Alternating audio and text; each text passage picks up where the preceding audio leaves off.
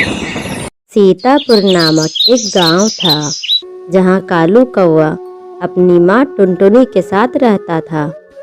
कालू के पिताजी के मृत्यु होने के कारण कालू के मन में मौत का डर बैठ गया था। कालू कौवा कभी मरना नहीं चाहता था। मरने के डर से हमेशा किसी ज्योतिष के पास चला जाता। ये लो बच्चा, अब मौत तुम्हारे करीब नहीं आएगी। कालू कौवा कहीं आने जाने से भी डरता था, न जाने कब मौत का सामना हो जाए। रात में कालू कौवा को डरावने सपने भी आते थे। सपने में साक्षात यमदेव आते थे और उसे अपने साथ लेकर जाते थे। कालू कौवा बेचारा यही सोचता रहता कि काश मैं कभी भी ना मरूं। कालू कौवा अपनी माँ से बहुत प्यार करता था और वो अपनी माँ का बहुत अच्छे से ध्यान रखता था। धीरे धीरे रात हो गई और किसी ने दरवाजा ठकठकाया। कालू कौवा डर गया। उसे लगा कहीं यमदेव तो नहीं आ गए। जाल तू जलाल तू, आई बला को टाल तू। फिर कालू कौवा ने दरवाजा खोला। बाहर एक तेजस्वी साधु थे। साधु महाराज बोले, हे भला कौवा, मैं हिमालय से लौटा साधु हूँ। बहुत दूर की यात्रा पर निकला हूँ, तो क्या आज रात मैं तुम्हारे घर विश्राम कर सकता हूँ? कल सुबह मैं आगे की यात्रा का प्रारंभ करूँगा। हे साधु महाराज, आप मेरे घर विश्राम करेंगे, ये तो मेरा सौभाग्य होगा। आइए अंदर आइए साधु महाराज, आप थोड़ी देर आराम कीजिए, मैं आपके लिए भोजन का प्रबंध करता हूँ।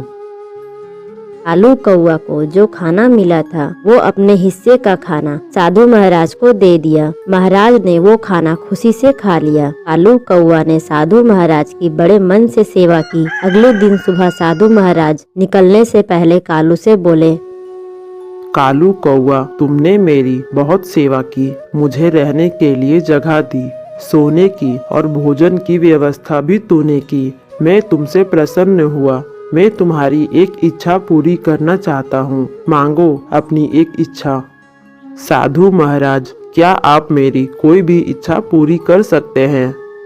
हाँ कालू कौवा, इस शक्ति से मैं तुम्हारी कोई भी एक इच्छा पूरी कर सकता हूँ। साधु महाराज, मुझे ऐसा वरदान दीजिए जिससे मैं कभी न मरूं।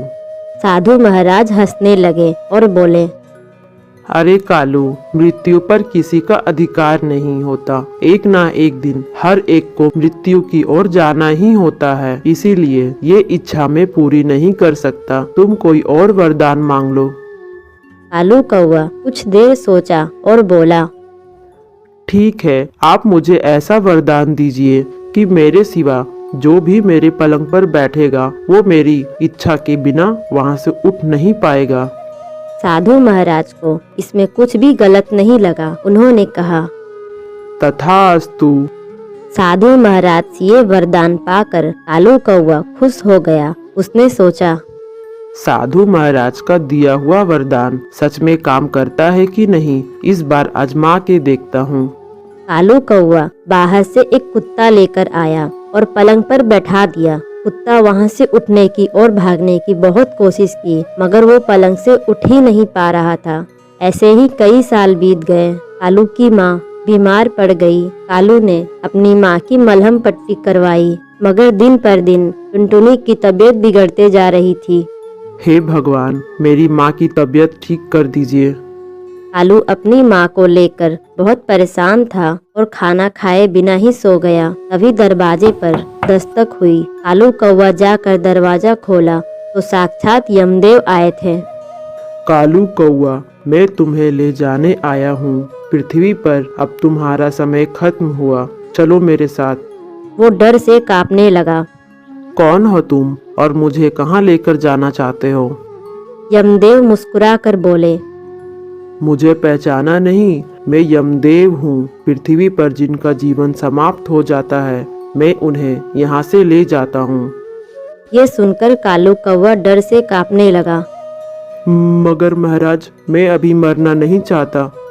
ये बात तुम और मैं तय नहीं कर सकते, ये तो स्वयं ब्रह्मा देव तय करते हैं। डरो नहीं, चलो मेरे साथ। यमदेव की बात सुनकर कालू और मायूस हो गया। वो यमदेव के साथ जाने ही वाला था कि अचानक से उसे साधु महाराज से मिले वरदान याद आ गए। थोड़ा धीरज रखकर उसने कहा, यमदेव जी, आप इतने दूर से आए हैं, कुछ देर विश्राम कर लो। आइए इस पलंग पर बैठिए। चलो ठीक है, तुम कहते हो तो मैं बैठ जाता हूँ। यमदेव जैसे ही पलंग पर बैठे, कालू ने चैन की सांस ली। हाँ, बच गया। थोड़ी देर बाद यमदेव बोले, बहुत हुआ आराम, चलो अब हमें चलना चाहिए। यमदेव पलंग से उठने लगे, मगर यमदेव पलंग से उठ ही नहीं पा रहे थे। यमदेव लाख प्रयास के बाद भी नहीं उठ पाए। ये क्या हो रहा है? मैं उठ क्यों नहीं पा रहा हूँ? अरे अरे, कौन है? छोड़ो मुझे, छोड़ो।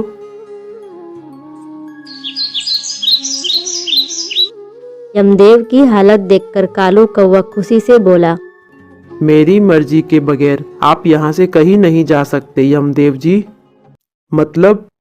कालू ने उसे साधु महाराज से मिले वरदान की बातें यमदेव को बताई और कहा, मेरी इच्छा आज पूरी हो गई। अब मैं कभी नहीं मरूंगा, क्योंकि आप यहाँ से कहीं जा ही नहीं सकते हो। ऐसा मत करो कालू, यदि मैंने मेरा काम नहीं किया तो अनर्थ हो जाएगा, पूरी पृथ्वी का संतुलन बिगड़ जाएगा। मुझे जाने दो। कालू कौवा यमदेव जी की एक भी ना सुनी। उधर टुनटुनी खेत में काम करते करते बेहोश हो गई, क्योंकि टुनटुनी की हालत बहुत ज्यादा खराब हो गई थी। कालू खेत में जैसे ही आता है, वो देखता है कि एक बाज उसकी माँ को खाने ही वाला था। कालू एक डंडा उठाकर बाज को मारने लगा, मगर बाज गिर तो रहा था मगर मर नहीं रहा था। कालू कौवा इसी तरह अपनी माँ टुनटुनी को वहाँ से लेकर भागता है और घर लेकर आता है और डर के मारे हांफने लगता है। यमदेव वहीं पलंग पर बैठे तिलमिला रहे थे। कालू को देखकर उसने पूछा, क्या हुआ कालू, हाफ क्यों रहे हो? सब खैरियत तो है ना? क्या बताऊं महाराज? कालू ने सारी बातें यमदेव को बताई। फिर यमदेव बोले, मैंने तुमसे कहा था ना कि अगर मैंने मेरा काम नहीं किया तो पूरी पृथ्वी का संतुलन बिगड़ जाएगा। तुमने मुझे यहाँ कैद करके रखा है, इसीलिए ये सब हो रहा है।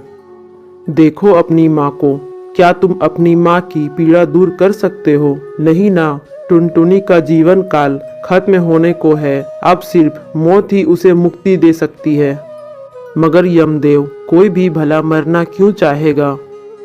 अरे कालू, यहाँ जो कोई भी जन्म लेता है उसे एक ना एक दिन मरना ही होता है। ये तो प्रकृति का नियम है, वो कोई भी टाल नहीं सकता। मृत्यु से केवल शरीर मरता है, आत्मा तो अमर है। तुम एक बार मुझे रिहा करके तो देखो, मैं तुम्हें बताता हूँ। बहुत सोचने के बाद कालू ने यमदेव को उठने की अनुमति दी। यमदेव ने बड़े प्यार से टुनटुनी को सहलाया और उसकी आंखें बंद की। टुनटुनी शांत हो गई। देखा कालू, अब तुम्हारी माँ बिल्कुल ठीक है, उसे कोई डर नहीं। शायद आप ठीक ही कह रहे थे, मौत इतनी भी डरावनी नहीं। मैंने समझने में गलती कर दी। देर आए दुरुस्त आए। अब चलो। जी हाँ, चलते हैं। यमदेव कालू और उसकी माँ को लेकर चले गए। अच्छा, ये तो बताइए, मैं स्वर्ग में जाऊंगा या नरक में? वैसे तो सारी जिंदगी तुमने पुण्य ही कमाया है, मगर स्वयं यमदेव जी को कैद करके रखा। पाप, अघोर पाप। क्षमा चाहता हूँ यमदेव जी, मुझसे गलती हो गई, मुझे माफ कर दीजिए। अचानक से कालू की आंख खुल गई और सवेरा हो गया और दवाइयों से टुनटुनी की तबीयत भी ठीक हो गई थी। मैं जिंदा हूँ? मतलब ये बस एक सपना ही था? बाप रे, कितना अजीब सपना था। शायद मौत इतना भी डरावना नहीं जितना मैं सोचता था।